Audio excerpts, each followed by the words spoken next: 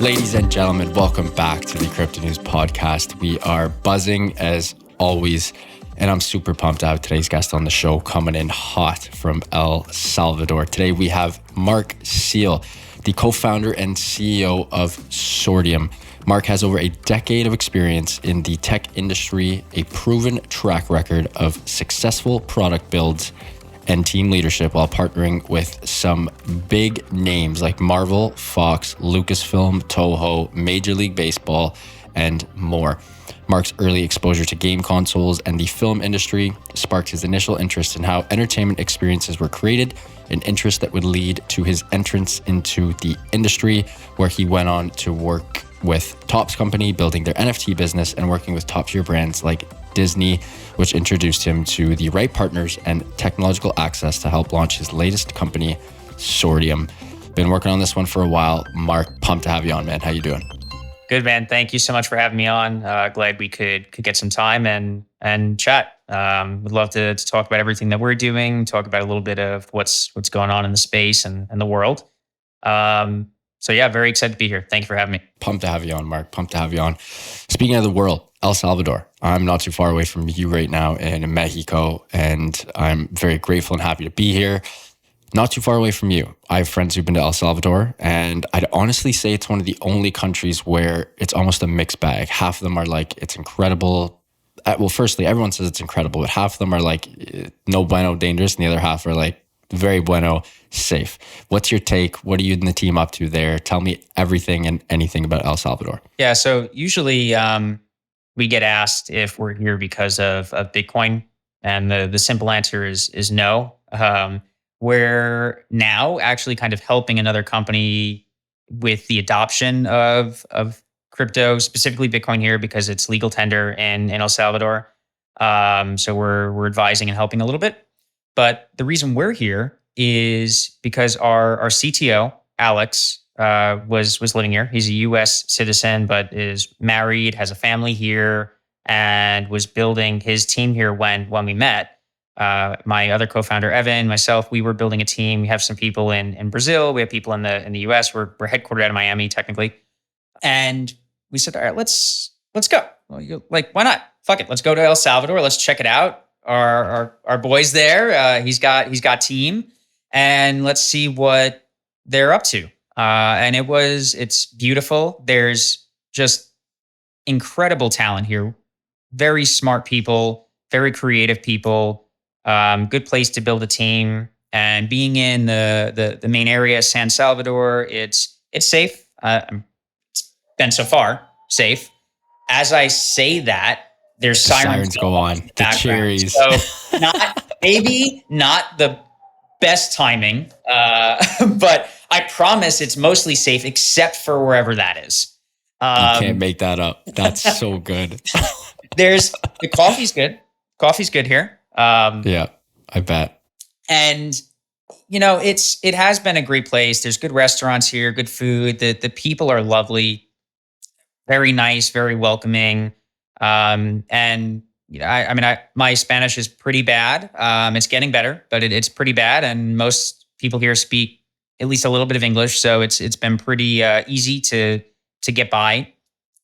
We rent a house in the area, beautiful home. We got a view of the volcanoes and stuff out in the distance, which is great to wake up to in the morning, seeing these nice volcanic mountain ranges. So that's why we're here. Right. I mean, we didn't come here because of the crypto hype. We didn't stay here because of that. To be perfectly honest, that's even maybe a little overstated. It's still developing in the adoption of crypto and how people interact with that. There's still a lot of education to be had here for developing in that way. So we're happy to be a part of that as it grows. But we're here because it's a beautiful country. It's been safe for us. We have friends and people here that we love to work with and spend our time with. So it's been an excellent area for us to set up an office and start building. What's the Bitcoin payment processing like? Because I know that's sort of front and center on the news outlets and everything else. Bitcoin Beach, obviously. Naib, who's pushing Bitcoin like crazy. Like, what's the deal there? Is it as easy as they make it seem? Like you walk up and sort of use the Lightning Network and tap your phone on on a payment processor and boom, it's off? What's the whole Bitcoin sitch like? I don't think that you can tap. I'm getting a head nod that yes, you can. I actually haven't done tap to pay yet.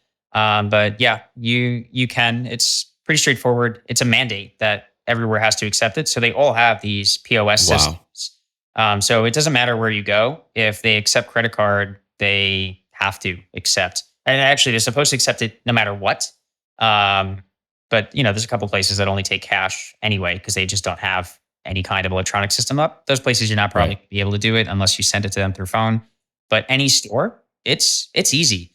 And we're talking to some partners now that we've been friends with for a long time. They're in the same investment portfolio as us actually, and they're working on advancing the systems even further. And they've done it in other regions around the world and had just crazy good success. So it's good now, and I think it's going to be incredible in the next year or two. So interesting. Honestly, Mark, I might have to swing down and say what up to you and the team again. I'm so close to you guys. Tell me about Sortium. What are you and the team building? You guys are, pioneering a couple different things within the Metaverse and Web3 tech space. Really working on sort of establishing the standard of future Web3 tech. Tell me all about it. Yeah. So and it's really more than just Web3, right? We're all about disruptive technology. And to give just very brief context, right? I as you said when we started, I come from the entertainment industry. My co-founder Evan built Blockfolio before it was acquired, and Alex, our CTO, has built tons of artificial intelligence technology, blockchain technology, core contributor to EOS. Built like also 30 worked for LucasArts, where built a bunch of titles. Funny enough, we never ran into each other during each of our times working on Star Wars stuff, but so when we all met and had been talking, we wanted to do more. We were working collectively on a project with Tops, which is very collectibles, NFT focused. That's the business that I built for them. And it was focused on that because of licensing. That could be a whole nother podcast. You talk about licensing in the Web3 digital space and the nightmare that it became with companies doing what's referred to as splicing. So they were very restricted, and it made it very difficult to work with big brands in Web3 and NFTs. So we wanted to do more. We were all gamers, we all love entertainment, and we wanted to advance the entertainment space, not just sit on our asses and continue to perpetuate the same, collectibles, NFT collectibles, so on and so on. That I think is still being done now, just less successfully. So we started Sorting, and the goal was first, let's build a game. We want to build a AAA quality game, something that is going to set the bar for what a modern video game experience is. And we weren't aiming to build. We're not trying to build the next Call of Duty. We're not trying to build an MMO. We're not looking to build World of Warcraft. We don't have the money for that. No matter how much you raise, you don't have the money for that. I don't care who you are. But I had been working on an idea since like 2011, but not originally tokenized. It was supposed to be like the evolution of Tamagotchis and the old Digimon, like virtual pets, which I don't have them with me, but both classics though, like classics. Yeah. It was the little 3-button Tamagotchi. You could battle the Digimon. They were so much fun. Well, I actually do have one here in tie-dye. So these things, and you plug it into each other, you battle them. This one's dead. But that was the inspiration. We wanted to take that to the next level, make it feel really intuitive. We wanted to use, or even in 2011, I was like, I wanted to try and use genetics. Couldn't do it then. Then I met Alex and described the vision, the systems that I wanted to build. And he's like, yeah, we could do this. He's like, I worked with genetic algorithms and simulations in the past. So we could probably use that and gamify the shit out of it. Oh, sweet. Yeah, let's do that. So we started Sortium. We were like, let's build this game. And while we build the game, let's use this as a discovery process and an R&D process to find out what is missing. Why aren't quality games being built in the space, even by big brands that are partnering with other groups and they're releasing bullshit? They're not good. They're not fun to play. Not. Right. It's true. So as we went through this process about a year and a half ago, we started, did a lot of R&D, tech development. And what we ended up with was a combination of really like a game engine almost. It's really a framework technology framework, but effectively a game engine. We could launch a high fidelity game in a web browser. We accomplished that. So we have good graphics, somewhere between Unity and Unreal Engine, for anybody who's familiar with that. So really good graphics quality running in a web browser. We have it running on mobile devices. Step one. Now we wanted to tokenize stuff. So we had to find a token or a blockchain layer that we could build on. We know from our experience that launching a game on a public network is a horrible mistake, because the second the network gets bogged down or you cause any high traffic, you take down the whole network. It doesn't matter how big and decentralized it is. It's going to go down. That's why games are usually spread across hundreds or thousands of dedicated network infrastructure. That's how the gaming industry works. So you want quality games, you need to match that capacity. So we took an open source blockchain backend called Substrate and utilized that. It's quite a bit more advanced than that, but effectively it's built on Substrate. We detached it from any ecosystem. So it's not ecosystem dependent. It's completely agnostic, and developed a game blockchain layer that could tokenize key assets, key logic points, and store it on a private chain that is specifically dedicated almost as if it was the server backend of a game.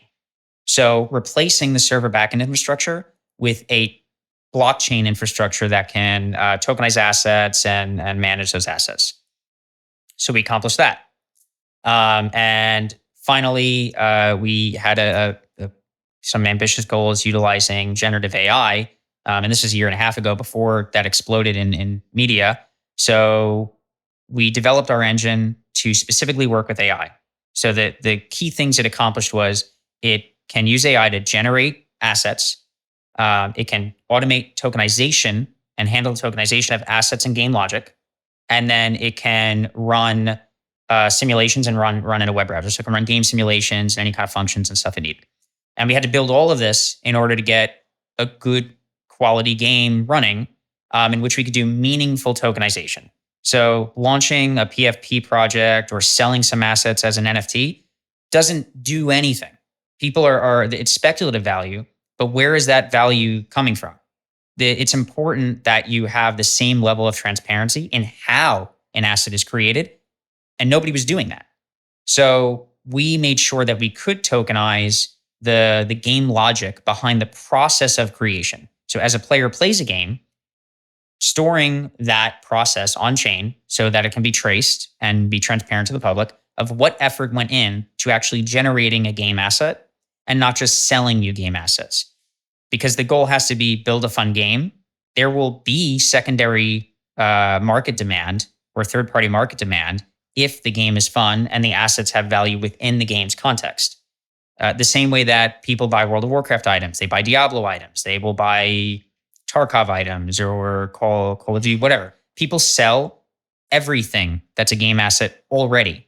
The problem in traditional space is it's not facilitated. People don't really own their content.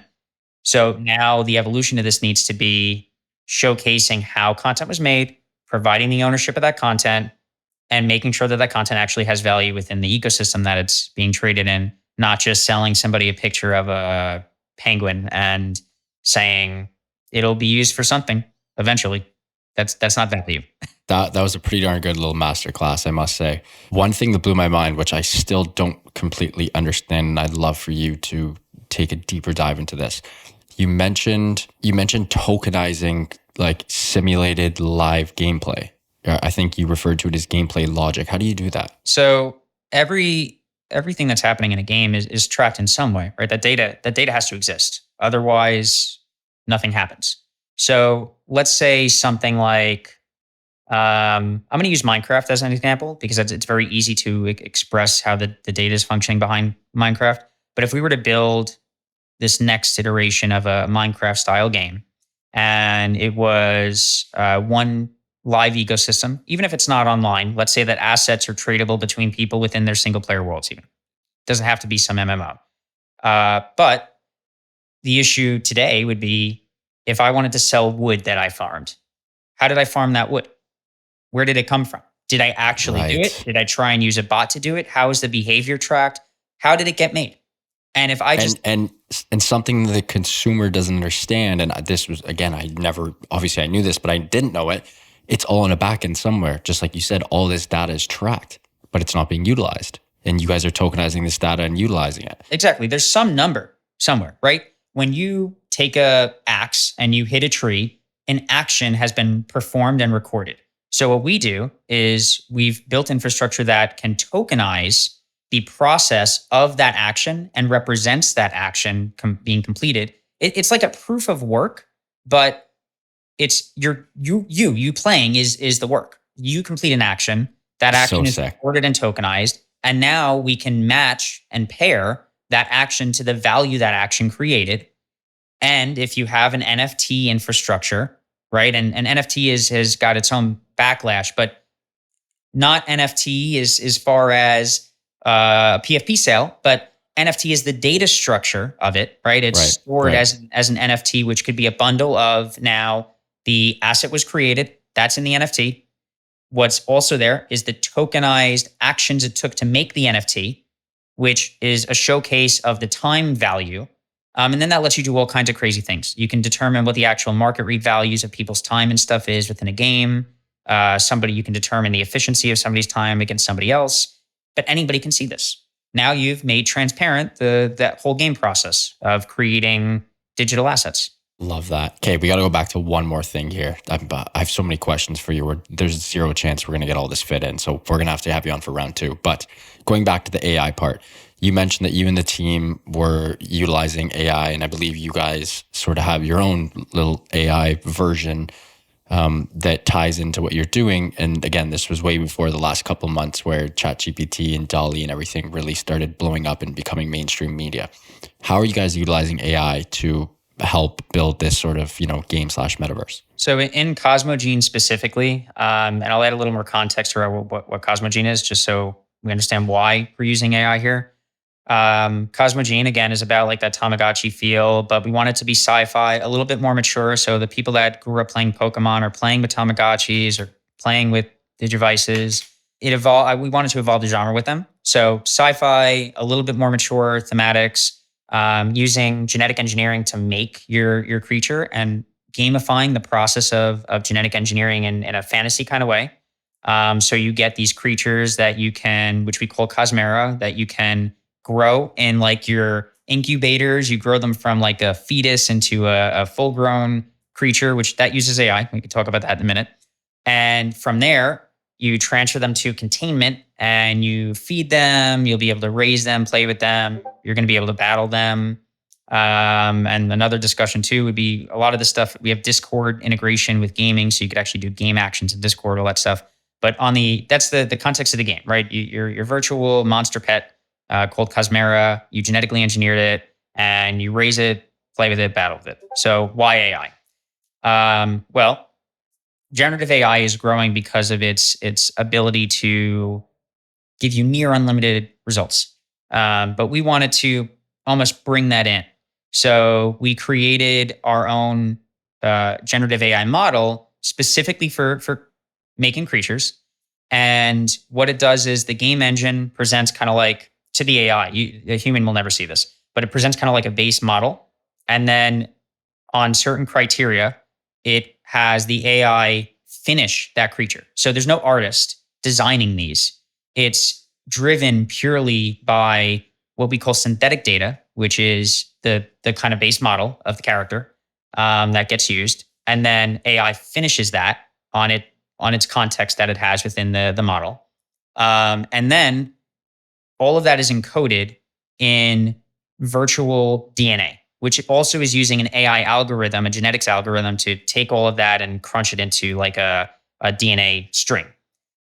From there, since all traits are associated with those like DNA blocks, you have a traceable genetic lineage of these Cosmera that lets you do cool things. So you can go in and simulate CRISPR gene editing, and you can extract DNA and incubate a new creature based on another one, or splice DNA from two together. And it becomes this kind of cool gamified learning process of how do I get better attacks? Maybe I want one that's bulkier, or this thing is ugly as shit. I want a cuter one. How do I do that? And you start to figure out how all these traits play together, and how generational adjustments will work as you do gene editing.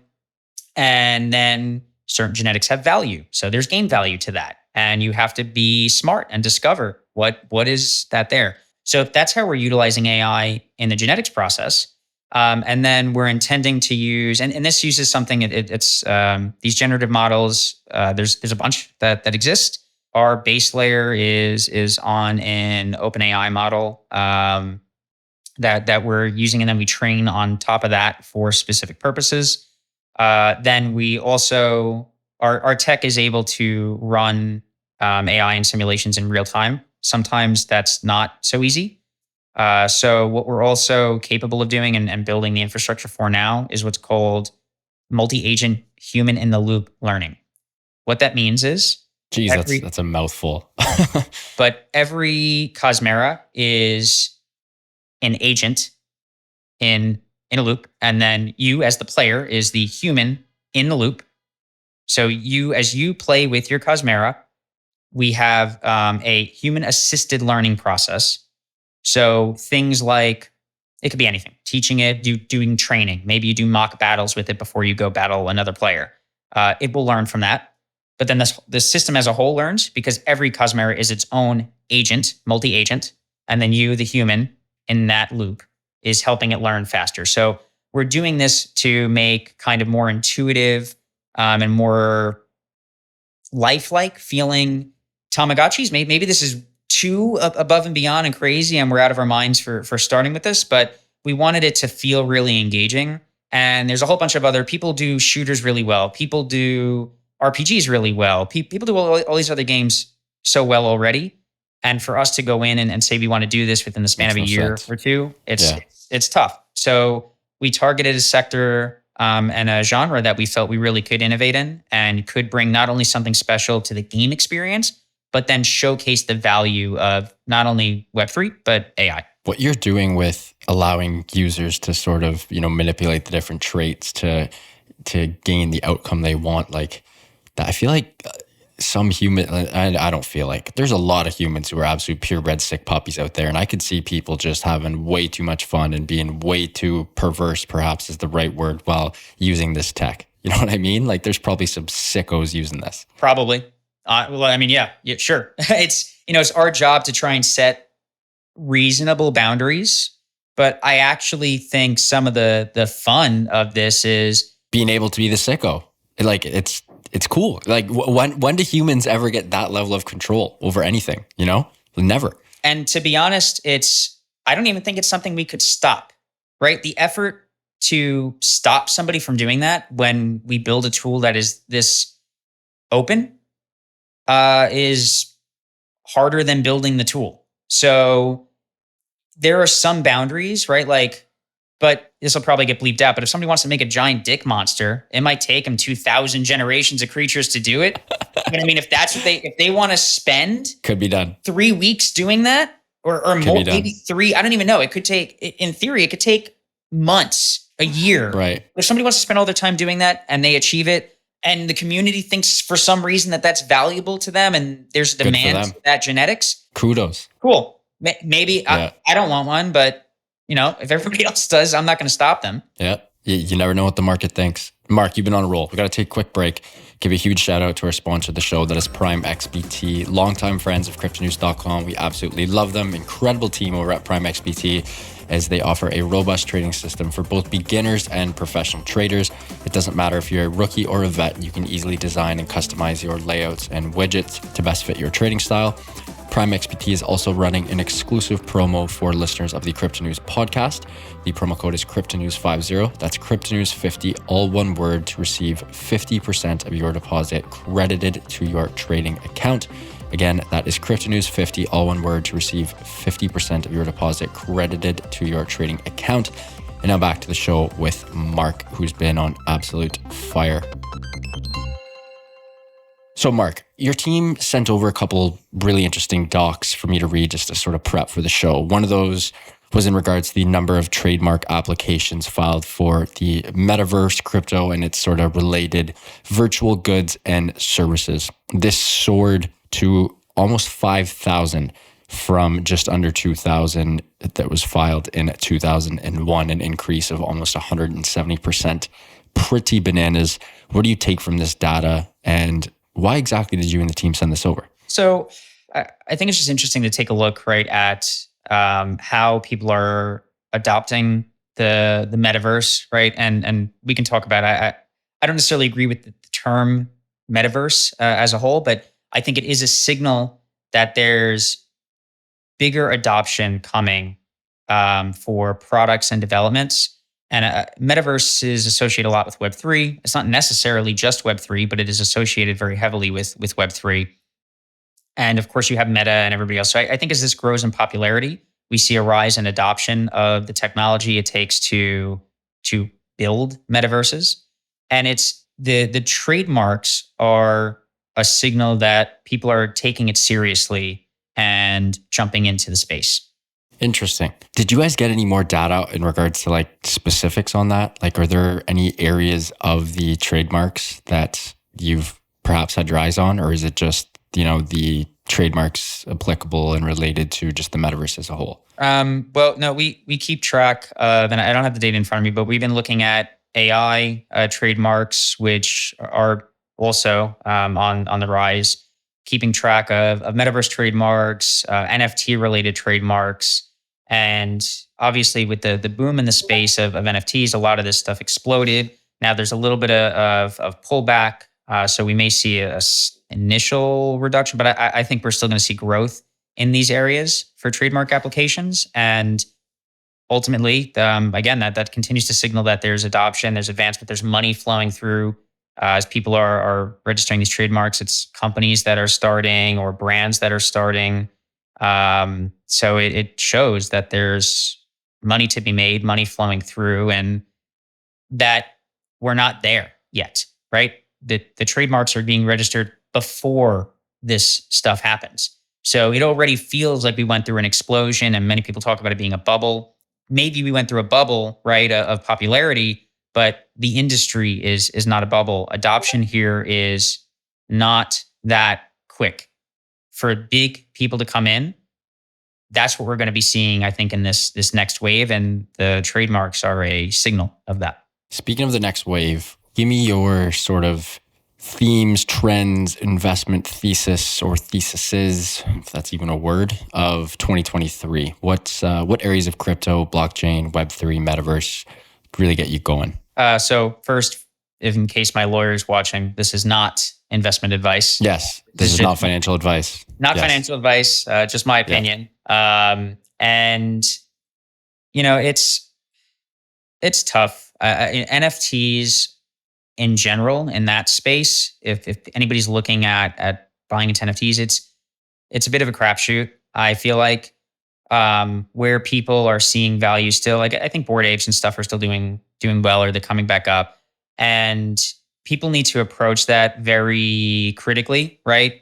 I don't think I would put a penny in a PFP project ever again. I have a Mutant Ape. I bought it during one of the hypes. I love it as for what it is. It's not worth the money, in my opinion. I think it's an extremely risky investment to have money in any PFP projects. So that's one. Games that might be coming out that are offering NFT sales. If the game isn't live and it's not from a major brand, my advice is get the fuck away from it. If they can't show that they can make a game, if they can't show that, and look at who it is, right? People need to stop putting their effort, time, and investment into projects that are built by people who have never been involved in the industry before. That most games by professionals' standards fail. To their metrics, right? So even with Cosmogene for us is a case study for a tech project. If we get a core user base of 10,000 people who love it, we're happy. That is success. but by a game studio standard, and if that was our only business, we would not have a business. Right. And many of these teams are raising money. They're selling something, NFTs, profile pictures, whatever it is, to gain access, claiming they're going to build a game. They've never built a game before. They've never led a game development team. And chances are they're not going to succeed commercially, which means they're not going to be able to afford to continue supporting the game or finish it in the first place. And everybody else is going to be left holding an asset that is worthless. That would be my fear and scrutiny coming into those projects. Now, there's less of them out there, but look for people from the industries. Look for people who have had successful track records, launching products and launching value, right? Did the projects they worked on, one, were they successful? Did they continue to bring value to the people that bought into them? And are they still running? Or if they're not still running, did they provide a lifetime value in which people who invested in were able to invest out? And there's a reason for why they're not running or not very active anymore. Maybe they lived their life term, and which honestly, it's been not that long. So they'd have to have a pretty good reason to not still be around. But in the game industry, that would be a thing, right? A game title launched, it went through its LTV, its lifetime value cycle, and the developer went on to the next product. People who had it were happy, and that's it. If you can't identify those things within somebody that's trying to sell you before a product launches, just don't. Unless you want to gamble, right? Then it's a gamble, and you're not investing, you're gambling, and just recognize that you are not an investor, you're a gambler, and you're hoping that you hit big on a project. And that's perfectly fine too. I mean, I do that all the time. I look at a project, I'm like, I think this is not going to work at all. Click buy, and I know that I've lost that money effectively. Yeah. And if I don't, cool, I'm surprised. The alternative would be if it's a game project and it is a new team, and you loved it. You've looked into the team, they're great. You're excited for them. It looks like they're doing cool things. Again, maybe it's not a gamble, but it's support. You're not afraid to lose the money. You want to support them. That's a different story. But from my perspective in investments, I think now is a time to scrutinize heavily and be very critical of what you're putting your money into or your crypto into. Pick cautiously, research the teams. There's certainly going to be, in this time where people are building, there's going to be good projects to invest in that you, I'm sure, can do very, very well on. They're not going to be easy to pick, and you should approach everything that way. I think it's a good time for people to get better educated on what they're investing into, because part of the bubble that we just went through isn't the fault of the developers or NFTs. It's the fault of speculative value and uneducated investors throwing money everywhere. And then those uneducated investors making money in a few places, and then out of nowhere launching a fucking VC that they, prior to that, worked doing copywriting. Right. And all of a sudden they're like, yeah, I made $20 million investing in Axie Infinity. So me and a bunch of my buddies, we started a VC, and then they throw that money everywhere. And we've gone through this too. Some of the due diligence is a joke. And we've been asked before, even when we went through like our tech and stuff, why wouldn't you just launch a token in NFTs? It's like, okay, so that's what a lot of investors were looking for. That perpetuated the problem. And eventually the bubble pops when most of those projects fail because they're not run by professionals. People don't know what they're doing, or people with less good intentions started making projects specifically to raise money to then blow that money on nothing productive. Well said. Marc, you're on a roll here, man. I know we're getting a little tight for time. Last segment before we wrap up, we're going to jump into the hot take factory. Give me a couple, let them fly. Can be crypto, can be politics, food, sports, you name it. Give me a couple Marc hot takes, perhaps a couple things that you believe in that most other people do not. Sure. Before I get to shit talking, which is certainly on my list here, I don't want to go from shit talking the previous thing to shit talking something else. If you come to El Salvador, pupusas are fucking underrated. They're one of my favorite foods. It's like, I don't even know how to say it. It's just corn, but it's like a stuffed corn tortilla almost. And if somebody here is listening to me describe it this way, I'm for sure getting shit later for describing it this way. But It's effectively a stuffed tortilla with like cheese and beans and pork and stuff in it. I don't know if you're Googling it, but dude, they are. I just did. They look incredible. electric. They And look absolutely electric. we can't find them anywhere else. They're only here. So, and if you do find them somewhere else, they're not as good as when they're here. If you find like a pupuseria outside, like there was one or two I tried in New York when I was there, and I was like, damn, these are not it. But here, crazy. So that's a food hot take. If you happen to be passing through El Salvador, or those look phenomenal. Those look so good. You try gotta call Taco Bell. Tell them to put those on the menu. Add a little El Salvadorian spice to it. Okay, so another food hot take. We're in Latin America. There's a Taco Bell here. Crazy that can even exist, but I love Taco Bell, so I'm not complaining. And they had the grilled cheese burritos, which in the US they're grilled cheese burritos, and here, I guess here they don't like grilled cheeses, so they just changed the name to something else and re-released it here under a totally different name. But it's the exact same thing. So I don't know. That's cool. Give me some shit talk. I know you got some. Too much positive here. Give me some shit talk. All right. Now that we're through food, what the fuck was that Game of Thrones NFT launch? What that Nifty handled, and maybe I'll be blacklisted from I don't know if we want to work with those guys. Maybe I'll be blacklisted from some people for doing this, but holy shit, right? Like how? Who at HBO? I come from working in licensing and stuff.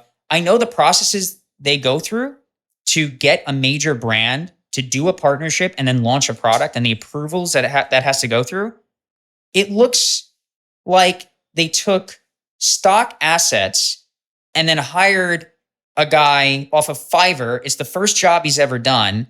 And he's like, and he watched maybe 2 episodes of the show, and you end up with fucking salad fingers, the guy with long fingers. It's like they never tested this thing.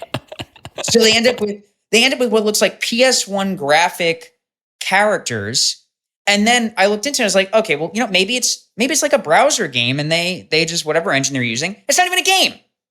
They said it's a next generation collectibles experience, or a never before seen collectibles experience. Yeah, because nobody's ever seen such dog shit before. That's the only never before. Like, it's crazy that these products are allowed to go out into the world, and you have companies like HBO approving this in a licensing deal.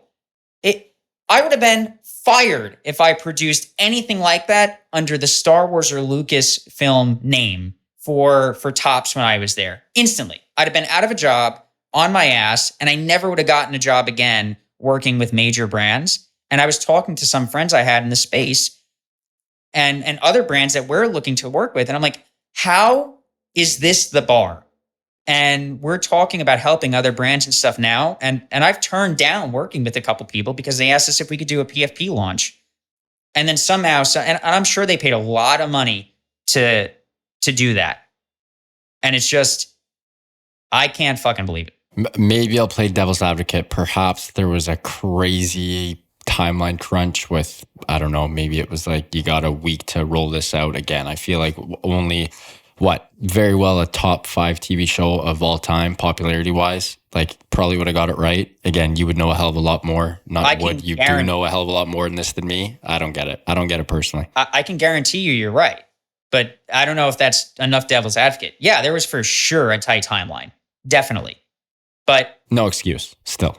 Even if there was a tight timeline, how you hire, if there's a tight timeline, hire some professional 3D designers to make your assets, tight timeline or not.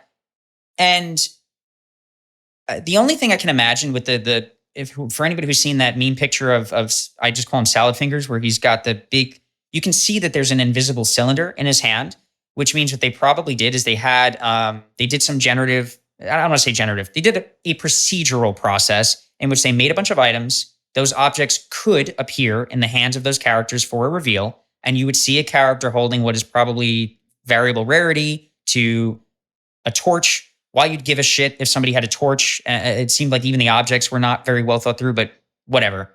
That's what they did, and it looks like they had a bounding box in there so that the hands, instead of gripping it, it just wrapped around the whole invisible bounding box.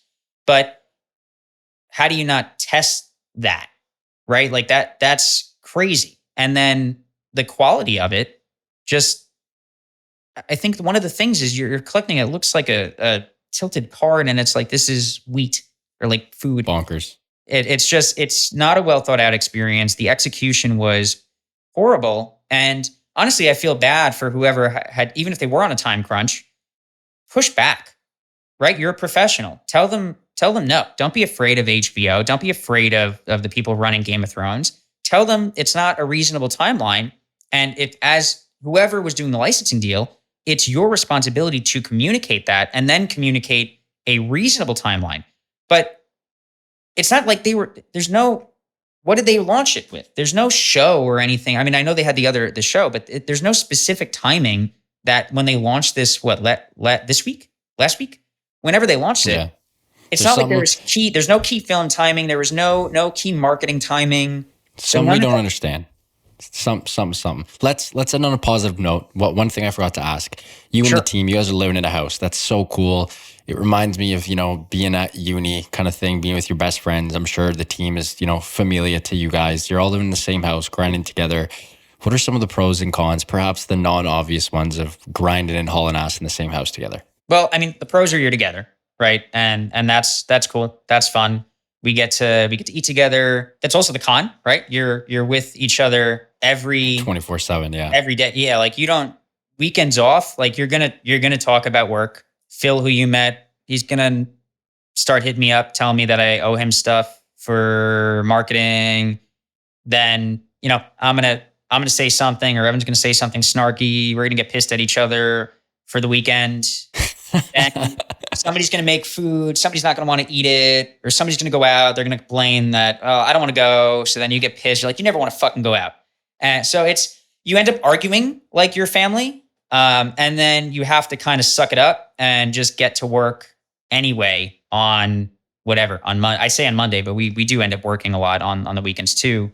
So it's cool. You do get to build a family. You get to know people really well. You get to rely on those people to help you build a business and build your futures together and do great things. But you bicker and fight about the dumbest shit. Where if somebody from the outside is watching, it almost seems unprofessional. But it's just the reality. It's the way she goes. That's something that I miss so much about, even being at an office. Most of my clients now, almost all of my clients, is Zoom meetings, Google Meets.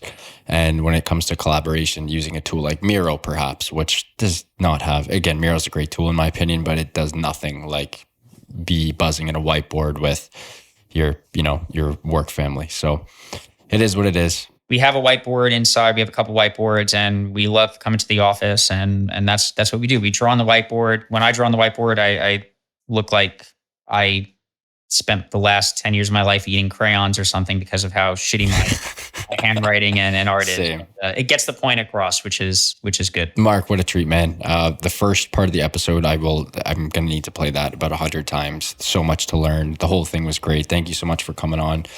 Super pumped to have you on, and all the best to you and the team. Before we let you go, can you please let our listeners know where they can find you online and on socials? Yeah, absolutely. So my socials are at Kurside, KURCIDE, everywhere. And then Sortium is the company, so you can follow us on Sortium. Look for us on Twitter. I think we're most active on Twitter right now. For the game, Cosmogene. COSMOGENE, cosmogene.com. Go to our Discord. That's where we are the most active for news on the game. We're all there talking. So join us at Discord. And I think it's literally discord.gg/cosmogene. We have the branded link. So come on in. There's like 27,000-ish users there talking. We're doing great things. We're getting ready to ramp up our news and everything to people. So that's probably the best place, but you can find me on my socials. You can look at Sortium, but definitely come join us in Discord for Cosmogene, because that is going to be the first thing that we start showcasing to the world. Amazing. Mark, thanks again, man. Really appreciate it, and looking forward to the next one. Yeah, man. Thanks so much for having me. It was great being on. Excellent to talk and get to talk about all these exciting things. Folks, what an episode with Marc Seal. He was absolutely buzzing. We love to see it, and some crazy stuff on Cosmogene, Sortium, AI, you name it, it was there. Really hope you enjoyed this one. If you did, please do subscribe. It would mean the world to my team and I. Speaking of the team, love you guys. Eustace, our amazing sound editor, you're the man. Appreciate you as always. And to the listeners, thank you as always. Really, truly appreciate you all. Keep on growing those bags and keep on staying healthy, wealthy, and happy. Bye for now, and we'll talk soon.